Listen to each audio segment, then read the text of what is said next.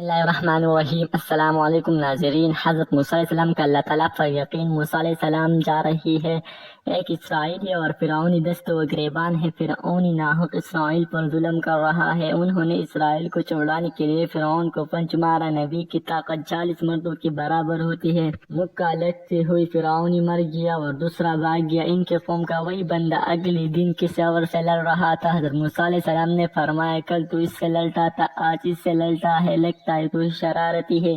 ओहो, तो कल का मंजर देख चुका है कि मूसा अलैहिस्सलाम के मुक्के ने हमेशा के लिए एक आदमी को मौत की नींद सुला दिया। कहने लगा, तो मुझको भी कत्ल करना चाहता है। इस तरह कौम के किफ्ती का कत्ल का पता चल गया। फिर उनको भी खबर मिल गई कि इस आदमी को मूसा अलैहिस्सलाम ने कत्ल किया। चुनांचे फिर उन्हें अपनी असम्बली का इजलास बुला दिया और अरकान असम्बली में मशवरा करने लगा, आप क्या करना चाहते? ने कहा कि हज़रत मूसा अलैहिस्सलाम को कत्ल करो। उनमें से एक आदमी मूसा अलैहिस्सलाम के हक में मुखलिस था। वो शॉर्टकट के रास्ते से भागता हुआ आया और कहा, हमारा कौम ने ठीक कर लिया, आपको कत्ल कर दिया जाए। वहाँ से हज़रत मूसा अलैहिस्सलाम निकल खड़े हुए।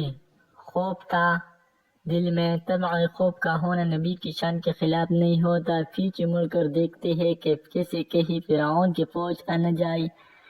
दिल में कह रहे थे, ए मेरे परवरदिगार, मुझे जालिमों की कौम से निजात अता फरमा। इस खौफ में किसको पुकारा कि अल्लाह मेरी जरूरियात को पूरा करने वाला मेरा ऊपर खौफ है, तो इसको अमन में तब्दील कर दे।